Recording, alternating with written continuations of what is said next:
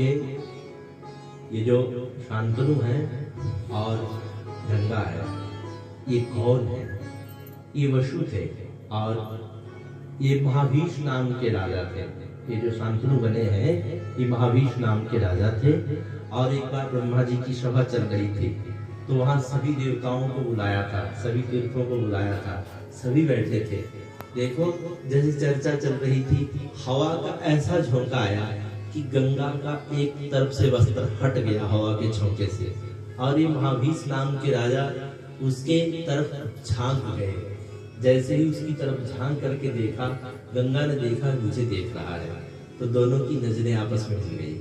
और काम आंखों का व्यसन है, प्रेम आंखों से होता है, जब तक देखे नहीं तब तक वासना भी जागृत नहीं होती है, भी एक सच्चाई है।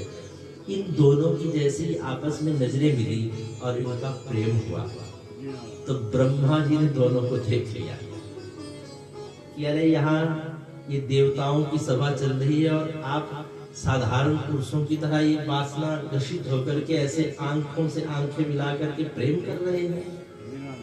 और उसी में कहा दोनों जाओ, पहले यौवन का सुख भोगो, जब तृप्ति होगी फिर लौट करके आना। दोनों को कहा अभी जाओ अभी जाओ। तो दोनों को जब शाप मिल गया अभी जाओ, मृत्यु लोक में संसारिक जीव बनो, पहले जा करके वासनाओं से तृप्त होकर के आओ, उसके बाद यहाँ। जैसे ही दोनों चलने लगे, महाभीष और गंगा, उतनी देर को क्या हुआ था, उतनी देर को अष्टवसुओं को भी शाप लगा था। विस्तार तो देवी भागवत में मैंने कहा, अष्टवसु थे, उनको क्यों शाप लगा था? उन्होंने वशिष्ठ जी की गाय नंदिनी को चुराया था, उसका उन्हें भी शाप लगा था कि जाओ आप भी मनुष्य योनि में जाओ। वो भी आ रहे थे नीचे जन्म लेने के लिए, गंगा भी आ रही थी और महाभीष नाम के जो राजा थे वो भी आ रहे थे। चलते चलते बीच में इनका मिलन होता है आपस में, अष्टवसुओं का, गंगा का और महाभीष का। पूछा है कहाँ जा रहे हैं? तो गंगा ने कहा साप लगा है, महाभीष ने कहा साप लगा है, वसुओं ने कहा हमें भी साप लगा। अरे आपने गाय की चोरी करी उसका साप लगा, और हमारी नजरें मिली उसका साप लगा। तो वसुओं ने प्रार्थना करी गंगा से, अष्टवसुओं ने गंगा से और महाभीष से प्रार्थना करी कि हमें भी जाना पड़ेगा, जन्म लेना पड़ेगा, तो आपका दोनों का तो विवाह होगा, आप तो तब भोगी होंगे, सुख भोगेंगे। तो ऐसा करना, हम आपके गर्भ से ही आपके बालक बन के आएंगे। उन्होंने कहा 8 थे अष्टवसु, 8 थे। तो उन 7 वसुओं ने कह दिया गाय तो इसने चुराई, जो सबसे छोटा वसु है इसने चुराई है, हमें तो ऐसे ही जाना पड़ा इसके पीछे। तो ऐसा करना कि जैसे ही हमारा जन्म हो, हमें तुरंत उस मनुष्य योनि से मुक्त कर देना। गंगा को कहा आप हमें मार देना, चाहे बहा देना, पानी में बहा देना, लेकिन हमें मुक्ति तो मिल जाए। गंगा ने कहा तो पाप लगेगा मुझे, मैं अपने गर्भ से जन्म लूंगी और फिर बहाऊंगी, मुझे पाप लगेगा। अष्टवसुओं ने कहा हम जो कह रहे हैं हमें साफ मिला है, हम मुक्त होना चाहते हैं जल्दी, हमारा दोष नहीं है, हम तो निर्दोष हैं। एक सबसे छोटा है, इसका दोष भी है, इसको अगर छोड़ना होगा तो आपकी मर्जी, ये दोषी है, इसको छोड़ देना, छोड़ना होगा। इन्होंने प्रार्थना कर दी, गंगा ने कहा चलो कोई बात नहीं, आपकी मन भी रख लेंगे। और महाभीष की तरफ इशारा करके देखा आपकी क्या रजा है, आप होंगे पिता, बोलो आपकी क्या रजा है। महाभीष ने कहा अगर ऐसी स्थिति बनेगी तो जो आप चाहो मैं भी वो करने के लिए तैयार हूं। और महाराज सभी आए हैं और इस धरती पर अब ये महाभीष नाम के जो राजा थे ये बने हैं शांतनु, और गंगा तो गंगा है। तो ये महाभीष नाम के राजा जब शांतनु बने, गंगा के किनारे जैसे ही भ्रमण के लिए आए तो गंगा से इनका मिलन हुआ और पूर्व जन्म की स्मृति हुई, दोनों का विवाह हो जाता है। गंगा ने विवाह के समय ही शर्त रख ली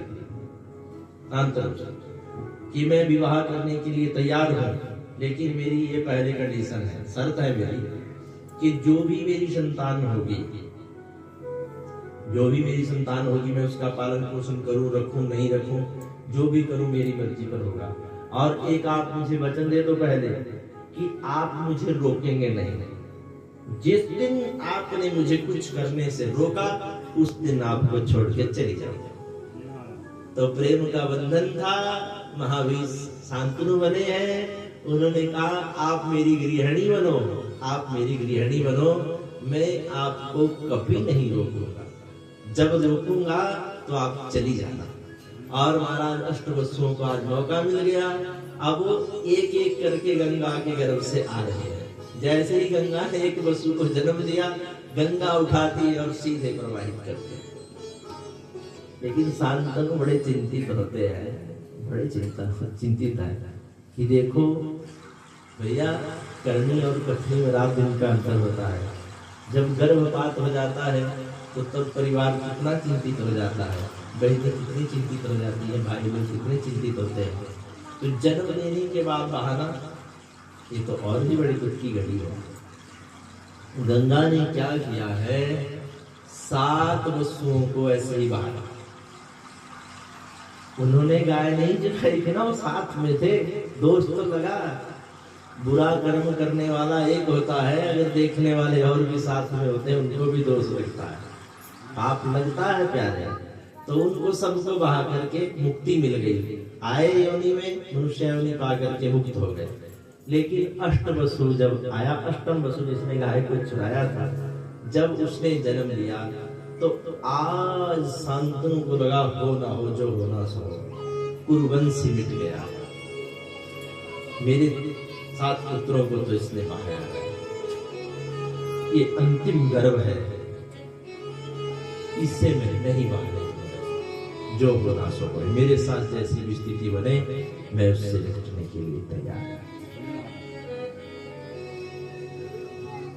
एक तो भैया पुत्र नाम दुर्लभ, संतान का होना मुश्किल है, और अगर वो भी पुत्र संतान होती है तो और भी बड़ा जीव अहोभाग्य समझते हैं अपना।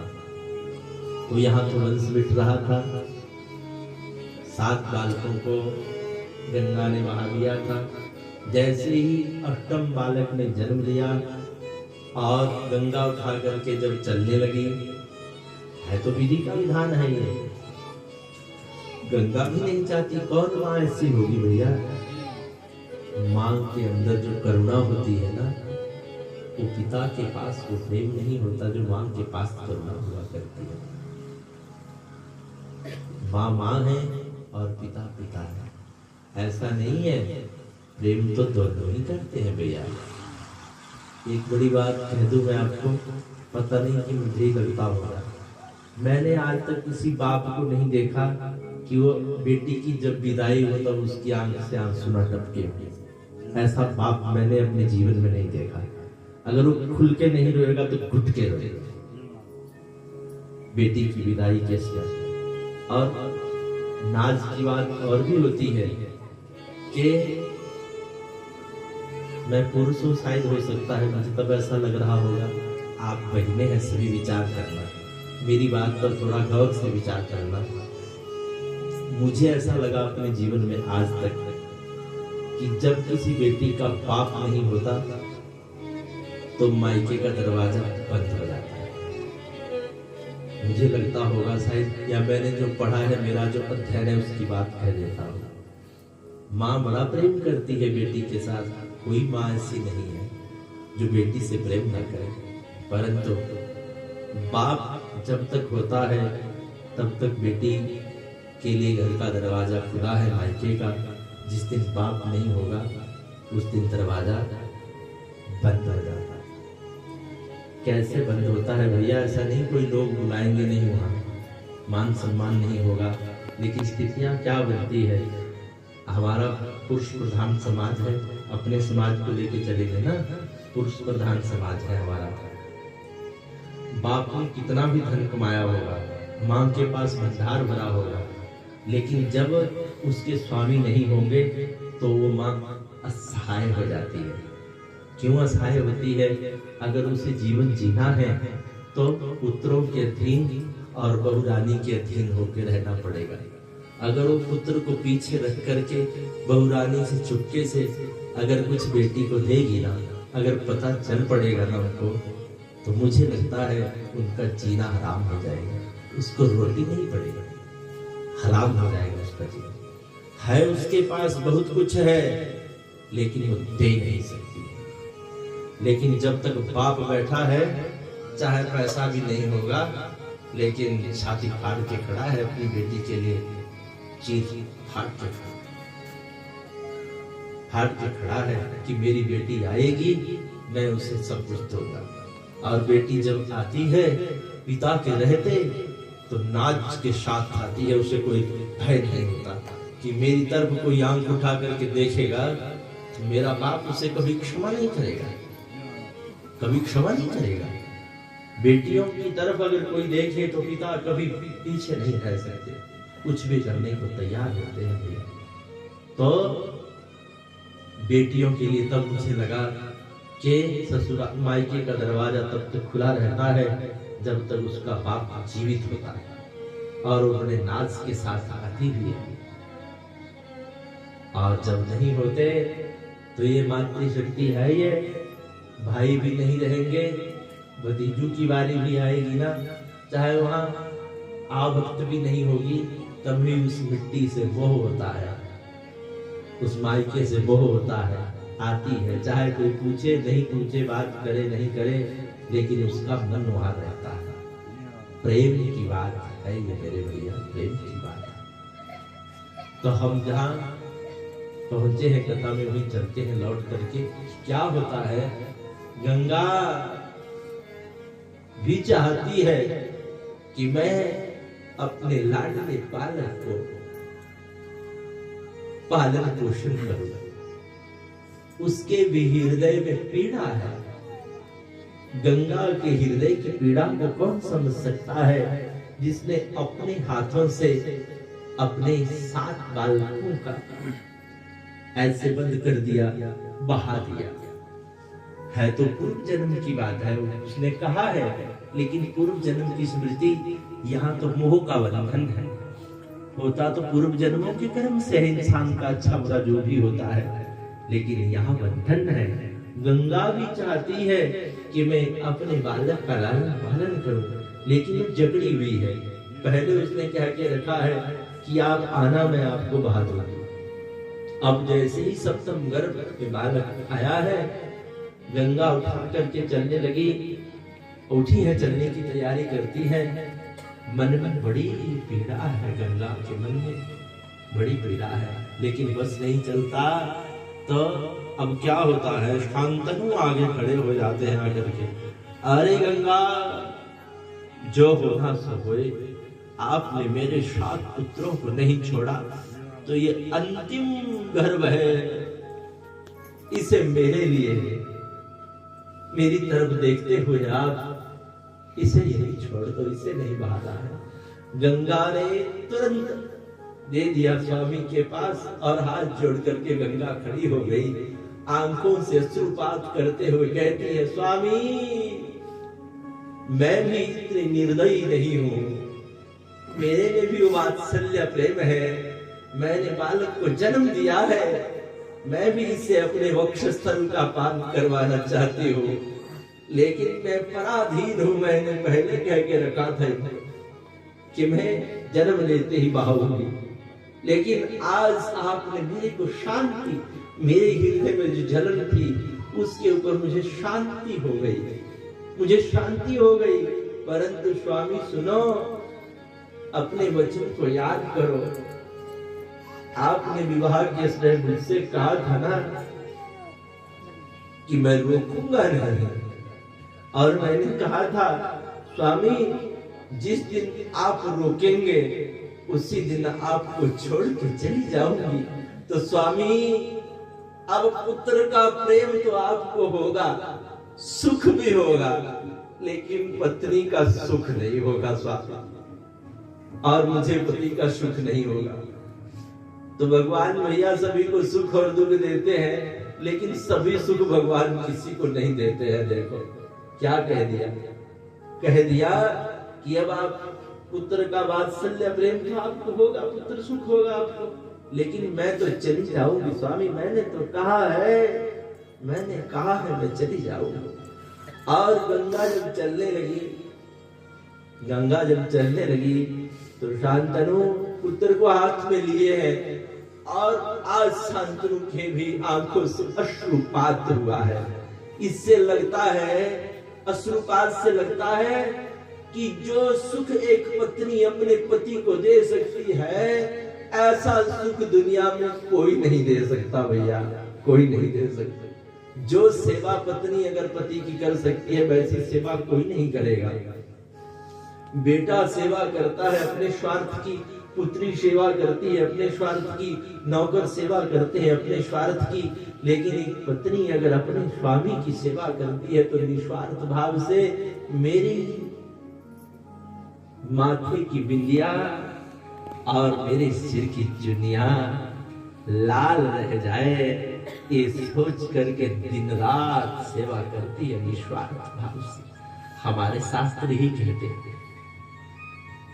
तो करनी और कथनी में अंतर होता है मेरे भैया। हम तो हर समाज से जुड़े हुए लोग हैं, घर घर का पानी पीते हैं, तो हमने ऐसे बड़े भाइयों की पीड़ा देखी है। अभी इसी साल 2022 में मेरी एक ऐसी कथा हुई, नौजवान भाई बेचारे, उनकी पत्नी नहीं है, अंधन की कमी नहीं, भंडार भरा है, मानो सोने की तरह घर है, लेकिन क्या करें। जब उन्होंने रात को मेरे पास से बात सुनाई कि महाराज गुरुजी, जब रात को 8 बजे घर में प्रवेश करता हूँ तो ये घर लगता है नर्क में पहुंच गया, नर्क में पहुंच गया। तो जो पत्नी का सुख है वो कोई नहीं और कहीं नहीं मिल सकता मेरे प्यारे, वो सुख नहीं मिल सकता। जिसने नहीं देखी ये बातें, उसे करनी और कथनी में भेद है, ये बहुत बड़ा भेद है। भगवान से दुआ करता हूँ मेरे प्रभु, किसी पति पत्नी के दुख सुख में ऐसे विघ्न नहीं डालना, लेकिन क्या करना भैया, मृत्यु सच्चाई है। कोई किसी को सुख भी नहीं दे सकता, कोई किसी को दुख भी नहीं दे सकता, होता तो अपने कर्मों से है। इस बात को सभी समझते हैं कि होता तो कर्मों से है, लेकिन जब संसारिक लीलाएं होती है तो बड़ा दुख होता है, देखने में दुख होता है। तो पत्नी जो सेवा कर सकती है वो कोई सेवा नहीं कर सकता। आज शांतनु की आंखों से अश्रुपात हो गया, बालक तो हाथ में है लेकिन अश्रुपात हो गया। और गंगा अपने स्वामी को अश्रुपात देखते हुए कहती है, स्वामी बालक को मेरे पास दे दो, आपसे इसका लालन पालन नहीं होगा, जब ये बड़ा हो जाएगा ना मैं चली जाऊंगी, लेकिन मैंने इससे अपने गर्भ से जन्म दिया है। क्या भगवान की लीला है मेरे भैया, जब माँ एक बालक को जन्म देती है उसके वक्षस्थल में दूध भी आ जाता है। तो भगवान देखो कैसी व्यवस्था करते हैं कि जब हम धरती पर आते हैं, मुख में दांत नहीं है, तो माँ के गर्भ से आते ही दूध मिलता है पीने के लिए। तब तो मैं उन लोगों से कहता हूँ जो कहते भगवान क्षीरसाई नहीं है, क्षीर समुद्र में नहीं रहते, दूध के सागर में नहीं रहते, उनको ये बात सोचनी है। अगर दूध के सागर में शयन नहीं करते तो हर बेटी के दूध कहाँ से आता, हर मादा के अंदर दूध कहाँ से आता, जब वो बच्चे को जन्म देती है तभी दूध आता है, जब बच्चे को जन्म देती है, चाहे वो इंसान है चाहे पशु है। बस बच्चे ने जन्म लिया कि दूध आया। मानो भगवान की कितनी सुंदर व्यवस्था है। जब मुख में दांत नहीं है तो हमें दूध दे दिया मां के वक्षस्थल से पीने के लिए, जब दांत आए तो खाने के लिए अन्न की व्यवस्था कर दी। मेरे भैया हमें लगता है खूब कमाना पड़ेगा, कर्म प्रधान है हमारा, कर्म प्रधान है, कर्म करना चाहिए, लेकिन मिलता भगवान की कृपा से है, ये सोच करके चलना। रोटी भगवान की कृपा से मिलती है, और जब हाथ पांव काम के नहीं रहेंगे ना, कमाने के योग्य आप नहीं रहेंगे, मुख में दांत नहीं रहेंगे ना, तो मानो ये कहा होगा भगवान ने कि अब पाचन तंत्र भी थोड़ा सा गड़बड़ा गया है। जब कमा नहीं सकते, दांत भी काम के नहीं रहेंगे, तभी निकलते हैं दांत। जब बुढ़ापा आता है पाचन तंत्र भी गड़बड़ा जाता है, तो मानो संकेत है अब भारी खाना बंद कर दो, अब तरल पदार्थ खाओ, वही पचेगा, वही पचेगा। तो क्या व्यवस्था करके रखी भैया, क्या व्यवस्था है परमात्मा की। अब गंगा अपने बालक को लेकर के चली है और कहती है स्वामी मैं इसका पालन पोषण करूंगी, जब ये थोड़ा बड़ा हो जाएगा ना तो आप आना, आपको किनारे पर मैं छोड़ दूंगी इसे, अपने किनारे पर इसे छोड़ दूंगी। महाराज शांतनु बड़े दुखी होते हैं, बहुत दुख है उनके मन में, और गंगा ले गई अपने बालक को और जल के अंदर समाहित हो जाती है। तो बड़ा समय बीतने के बाद महाराज शांतनु बड़े दुखी होते हैं। एक दिन गंगा के किनारे आए तो वहां एक छोटा सा बालक देखा और पहचान गए तो मेरी ही संतान है। अब देखा अच्छा गंगा के किनारे मिला है, ये यहाँ मिला है, उन्हें याद आ गई कि ये तो मेरा ही है, ये मेरा ही बालक है। तो उसका नामकरण भी कर दिया। नाम क्या रखा है? गांगेय, गांगेय नाम रखा है कि गंगा का पुत्र है तो नाम पड़ा है गांगेय। भीष्म नाम कैसे पड़ा? उन्होंने भीष्म प्रतिज्ञा करी है, क्योंकि अब महाराज शांतनु बहुत चिंतित होने लगे। एक दिन दासराज की पुत्री सत्यावती से उनका वो कथा आती है देवी भागवत में बड़े विस्तार के साथ, कि वो उनके घर में एक बेटी उनकी थी सत्यावती, और उससे मिलन होता है, उससे विचित्र वीर्या और चित्रांगद इत्यादि की उत्पत्ति है, और उससे फिर पांडु और धृतराष्ट्र की उत्पत्ति की कथा भी आती है।